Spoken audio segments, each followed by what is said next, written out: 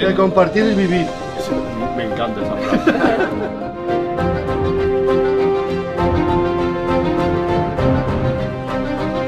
El cupón de la ONCE del día 20 anima a celebrar el Día Internacional de la Felicidad. Integración es que nos inviten a una fiesta, pero inclusión es que nos saquen a bailar a la gente con discapacidad.